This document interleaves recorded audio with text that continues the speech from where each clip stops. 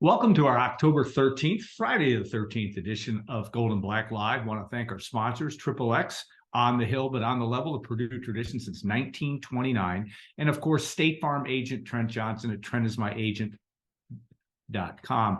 We really have a special show today, and we're going to have our first segment will be with the Trent family, of course, Kelly and Tony, and this emotional day, which will be tomorrow when Purdue takes on Ohio State, the 5-year anniversary of the famous Tyler Trent game. Tom Dienhart will join us as well. We'll break down Purdue, Ohio State, and Tiffany Grimes, Purdue's Deputy Athletic Director, Senior Women's Administrator, will be our guest as well. So enjoy the show, sit back, and we'll look forward to a special interview with the Trents.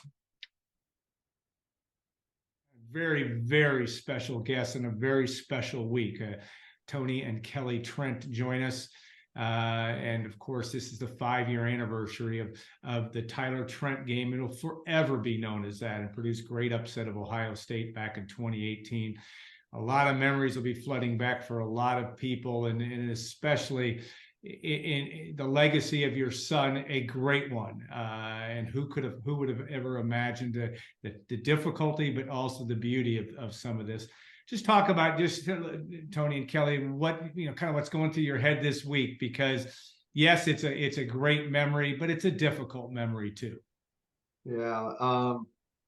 Gosh, there's just so many memories that just flood back into our minds. All the way going back to the day before, not even being able to think that we're coming to the game till the morning we wake up. And I remember Tyler vividly saying, "I feel well enough, I want to go." And then hopping into a special, escort from the Secret Service people, taking us all the way to the game, and then getting out of the car and, of course, carrying out Tyler out of the car, and then everybody just seeing Tyler and yelling for him and saying, "Hey, Tyler," and just all those memories. And of course, going up into the suite and having ESPN follow us, and all the people that even in our neighborhood that was along the street waving to us and wishing us well. And then getting into the stadium and then just feeling the atmosphere of there's something special that's going to happen here.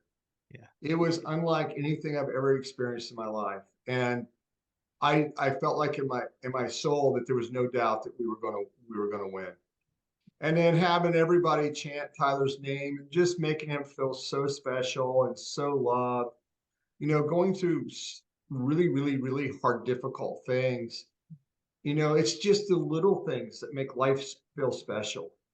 And he would just shake his head in disbelief that people were like yelling for Tyler and chanting "cancer sucks" instead of "IU sucks," which any viewer that's watching this, any viewer that's watching this, let's change that. It's time to find something new. But anyway, I'm off on a tangent. But and just having the whole evening, it feels so special, and seeing Tyler in the locker room. Those are the memories that really, for me, are special and help me every time I go to a game there. I can't think about my son. And sometimes the memories are really hard and difficult. And sometimes they are heartwarming. Yeah. Kelly, it has to move that line of on both sides of the spectrum. I mean, it clearly is that. It's the beauty of he'll forever know, and his legacy lives on, and that is the most wonderful of things, certainly for Purdue fans. And we're the selfish ones because we're the ones that get to bask in the glow of who Tyler was, but also that magical night. But you had your whole family there. The story of Ethan now coming and playing now for Ryan Walters, an amazing story in its own right. It is. We feel so blessed. I mean, that Tyler's legacy gets to continue a little bit through Ethan, but now Ethan has his own legacy. Yeah. And we're so excited for him, and we can't wait for the day that he starts playing. if that day ever happens. And just to be on the team is a blessing and an honor for our family to have that happen. Nate, go ahead. I mean, interrupt there. Go ahead. I was just thinking about that. The other interesting thing from anytime I see Tom Rinaldi now, Yeah.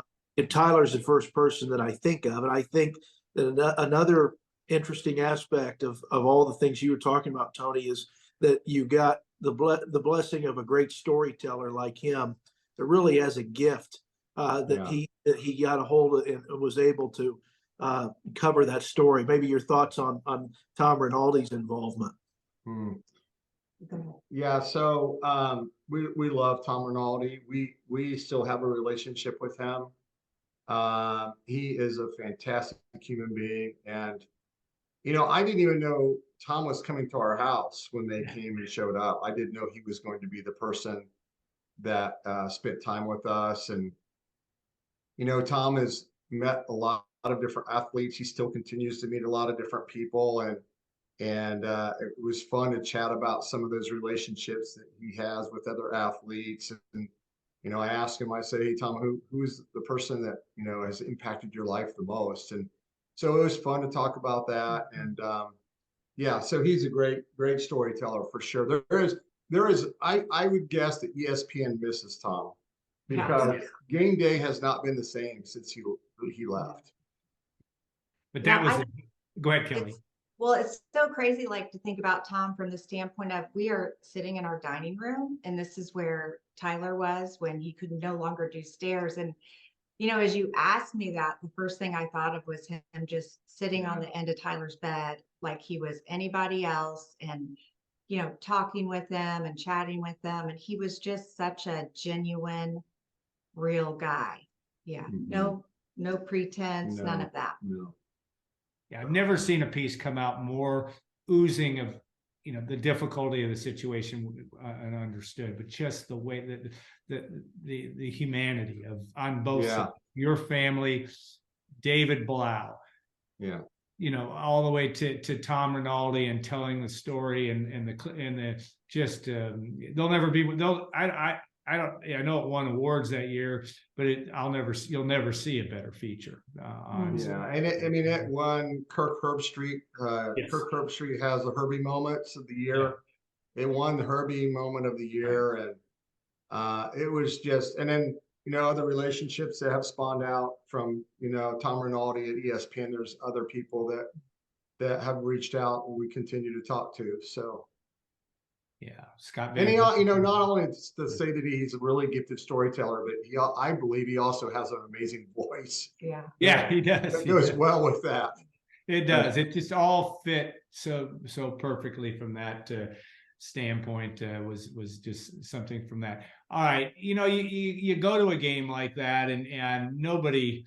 And of course, this year it may take a similar miracle for Purdue to be pulled out this year, but no one will ever doubt it after 2018, because Purdue almost the identical underdog, I believe in 2018 as it is this weekend, plus or minus a couple of points, and that doesn't matter in the grand scope. But the beauty of belief, and you guys have lived that, through the upset book, and having the courage through the most difficult of times that any parent could imagine, any human can imagine, to be able to put that together. Talk about the fact that book, The Upset, which I think everybody in Purdue land has read. If they haven't, they should. But just talk about the kind of being able to gather yourselves in this difficulty, and know that maybe there's a greater thing down the road in terms of at least a legacy that you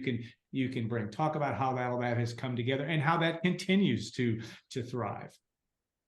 Yeah, Tyler had just wrote an excerpt on Facebook, and I think he was maybe like 15, 16 years old, and he had ended it from a book I'll probably never write. And then, of course, as we all know, the story started to take place, and we realized, especially as it was getting towards the end, that if we were going to make this happen, we really needed to do it quickly. But just what we had, what story and what had happened was so beyond us. And I mean, I still can't believe it, but to be able to put it on pen and paper and to talk about it is helpful. Yeah. So it was just that we can have it out there, that it leaves a legacy in and of itself, because it's always there. But even for us as parents, you know, part of the healing process that comes through that. Yeah. And you know, I think about Tyler's dream was to, and actually it's one of the, like Kelly mentioned in the excerpt that he wrote when he was I believe 15 years old. It is a whole section unedited. It's the dreams section in the end of the book. I absolutely think it's the best thing he's ever written. Yeah.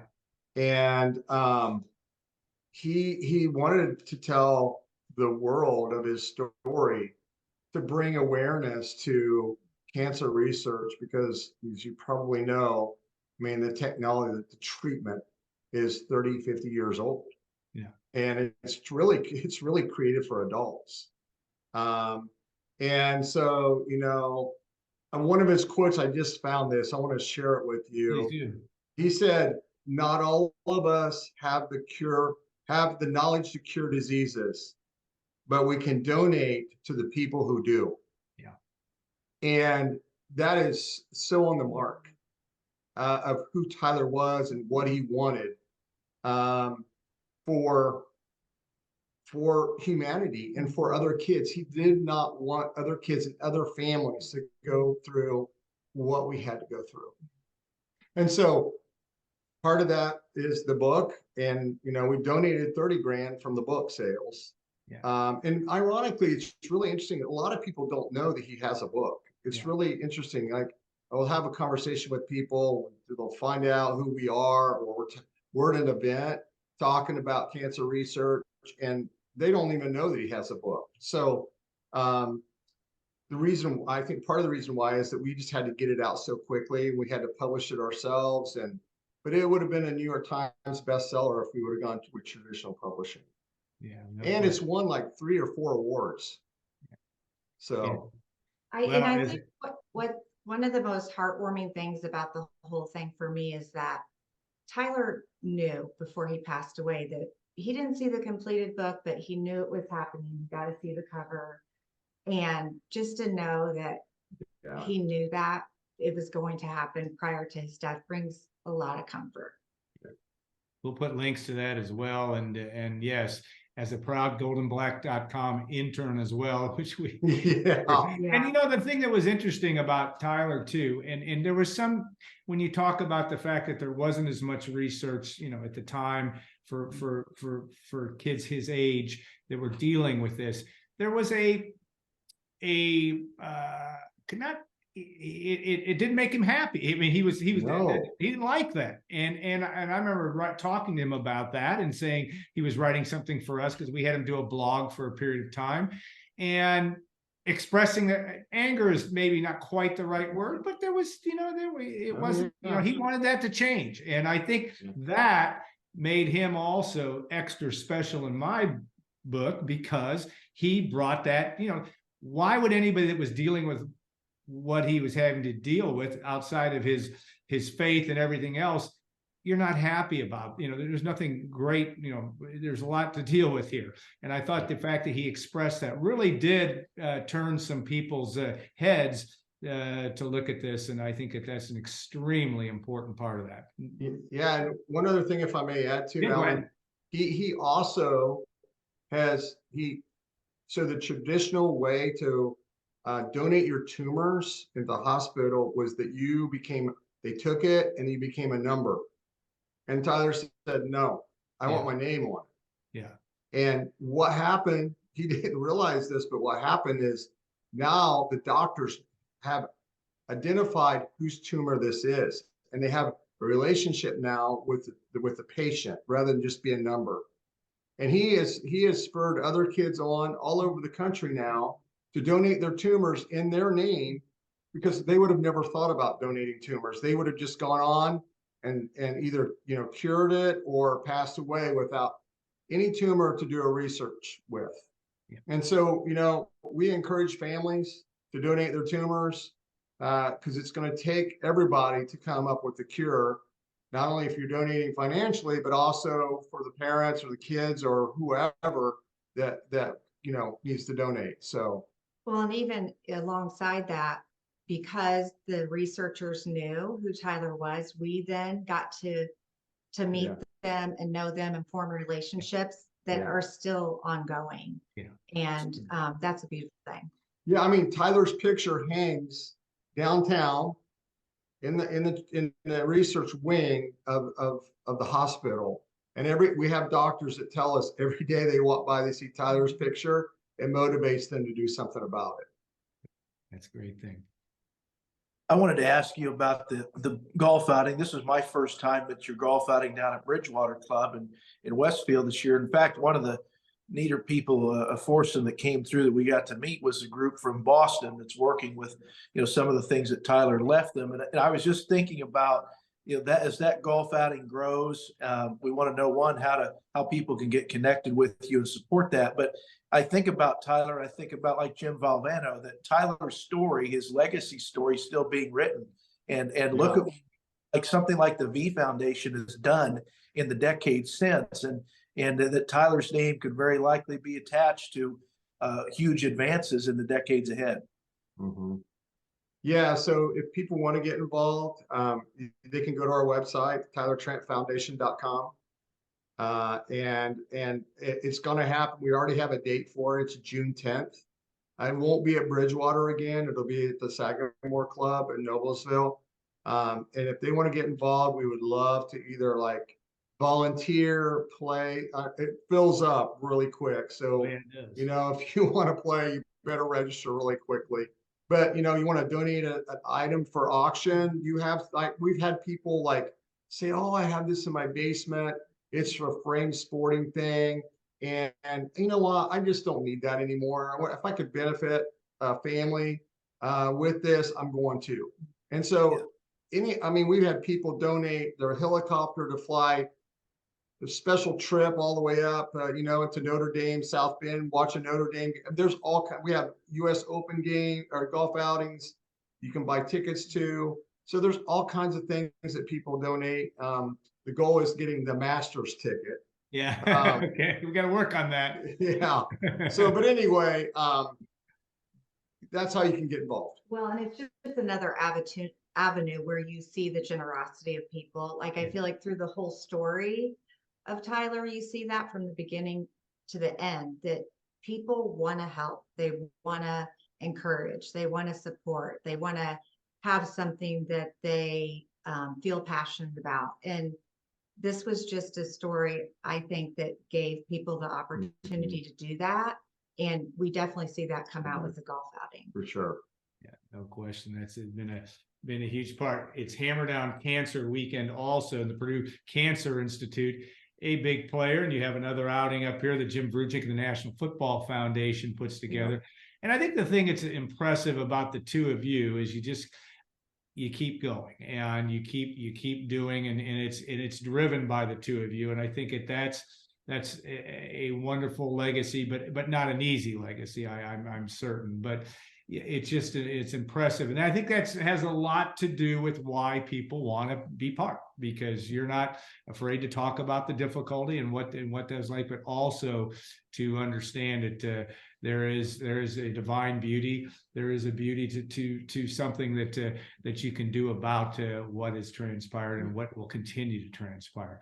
Now I have to ask you, because Jeff Brom's off to a 6-0 start, and you have to be happy for him and what he's doing but his involvement, and of course the iconic pictures of him with Jeff in the locker room and with David Blau, but also my favorite picture, and Nate and I see it every week when we up at the football press box. It's right behind the radio booth. In fact, the Tyler thumbs up. We'll be running a gallery of those pictures. Some great images from that night.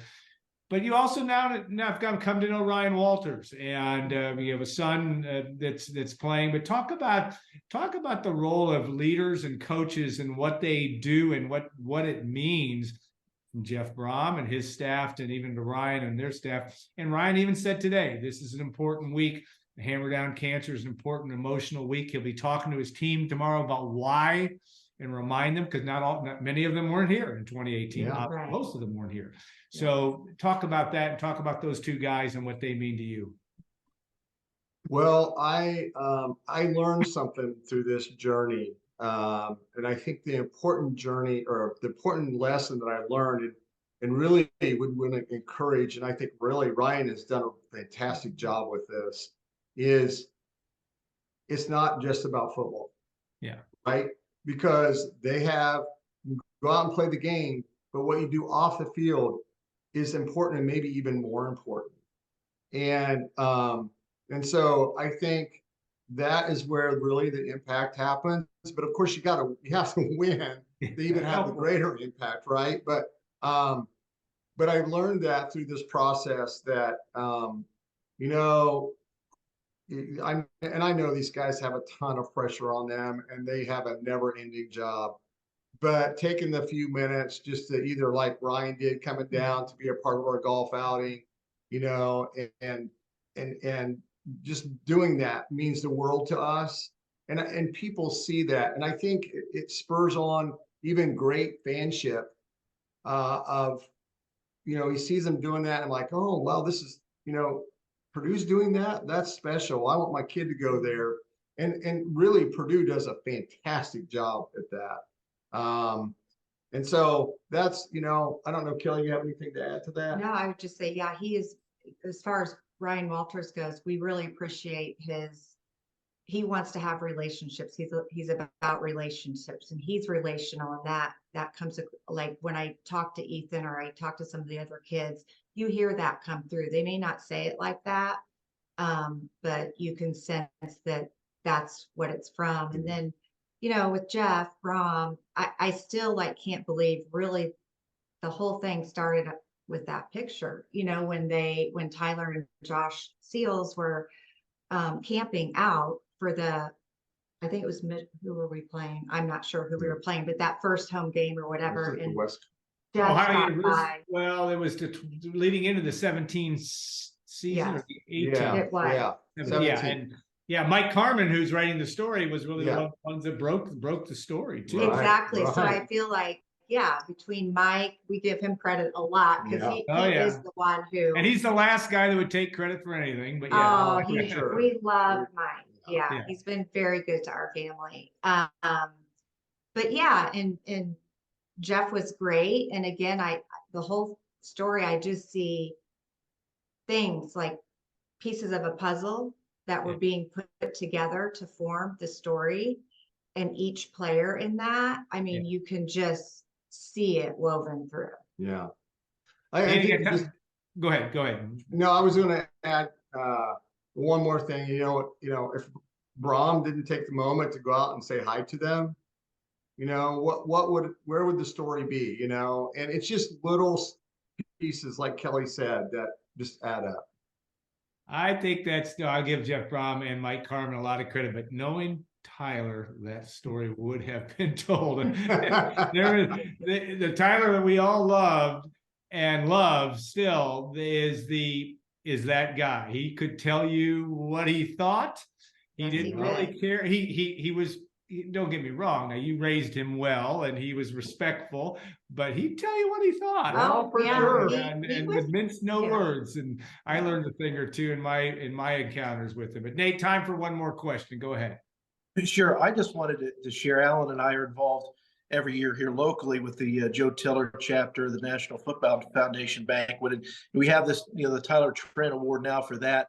And I think I've seen you at several of those, and it's just been fun to get to know some of these winners of that award and their challenges and how, be reflected through, I think it's the president's office, right, that helps make that selection. Right. How Tyler's legacy continues in shining a light on some of the challenges of others, and how he's been an inspiration to Purdue. And that award really, I want to get your thoughts on how that just kind of keeps his legacy going. Oh, for sure. When I think about that award, it doesn't get talked about a lot, but I would guess that it would be one of the things that Tyler would be most proud of, that would mean the most to him, in that whole giving back spirit that he had. And, it's been great for us to be able to meet the recipients of it. And, you know, families who go through hard things, they understand each other maybe more than others. You know, there's a depth you can't get to in life without going through hard things. And so it's been good. Yeah, I wish that, like Kelly said, I wish there could be a little bit more press around it because these kids are so deserving of that award. I mean, we know, we know we had a child that not only had cancer, but then became handicapped. Yeah. And so we can totally relate to the families that go through some super hard, challenging things. And, our heart just goes out to them. Our heart goes out to them. No question. And it's the definition of most of us cannot walk in your shoes, and yet you walk beautifully in them, and that is the truest thing. All right, so that we at least have it now. We've got to roll then at Golden Black to do a better job promoting that next year, because it is a story that is just so important to the world, but also certainly to Purdue fans, and I think Purdue folks are a generous lot. And he said, Tony, you were telling me this afternoon, it's been north of nearly $4 million have been raised all told. And that's and understood that that's just part of the story here. That's not the whole story. Right. You know, there's a lot of other pieces to Tyler's legacy. The legacy of the Tyler Trent gate, they've moved it down to the south end, and they're sitting, and it's great where it's down there, the southeast corner of Ross-Ade Stadium, all part of the story of Tyler Trent and the Trent family. So guys, thanks so much for your time. A reminder then, hammer down cancer this week. I think Tyler from heaven is guaranteeing a Purdue win. Sure, why not? We'll see. But at least it will be a great memory and something that I think Purdue fans will never forget, and that's an important thing for so many reasons. So, guys, thanks so much for taking the time. I know you're going to have a busy week and of bittersweet memories of that time, but we're grateful for the time that you took to join us tonight. So we appreciate it. Thanks for having us on. All right, guys. All right, we appreciate it again, and we will look forward to talking to you. We'll probably see you. Probably might see you on Saturday at some point in time. Yeah. And we're looking forward. Purdue needs a lot of help on the offensive line. Ethan's going to have a chance someday, and we're looking forward. I know they need to get him up there, put him in. One step at a time. I know, but that will be a great thing as well.